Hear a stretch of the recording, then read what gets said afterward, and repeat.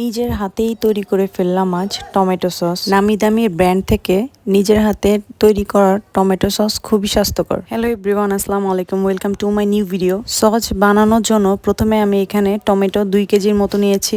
টমেটোগুলোকে ধুয়ে আমি এভাবে 4 ভাগ করে কেটে নিয়েছি। এরপর চুলাতে একটি পাত্র বসিয়ে এর মধ্যে আমি টমেটো দিয়ে দিচ্ছি। এর সাথে দিয়ে দিচ্ছি 3টা পেঁয়াজ আর কিছু রসুনের টুকরো, আদা বাটা 1 চামচ, হাফ কাপ পরিমাণ একটু পানি দিয়ে দিচ্ছি আর সামান্য পরিমাণে লবণ।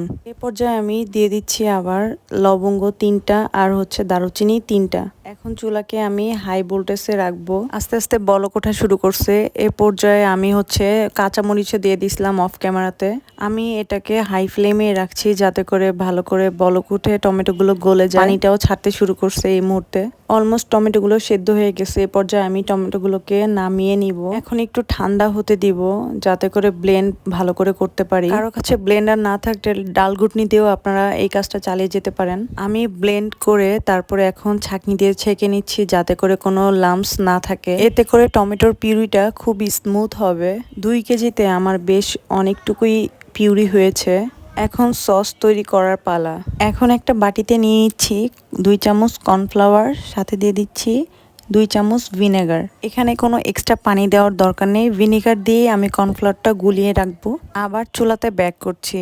যে পাত্রে আমি সসটা তৈরি করব আমি সেই পাত্রে সসটা নিয়ে চুলাতে বসিয়ে দিয়েছি। এখন এর মধ্যে দিয়ে দিচ্ছি 3 চামচ চিনি। আপনাদের স্বাদ অনুযায়ী মিষ্টি অনুযায়ী বাড়িয়ে কমিয়ে দিতে পারেন।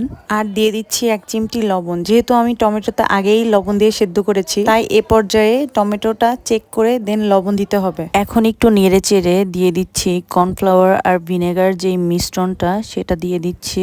এখন অল্প আছে নেড়ে চেড়ে যাওয়ার পালা। এই মিশ্রণটা খুব তাড়াতাড়ি ঘন হয়ে যাবে কারণ এখানে আমরা কর্নফ্লাওয়ার দিয়েছি। অনেকটা সময় ধরে এটা জাল করতে হবে না।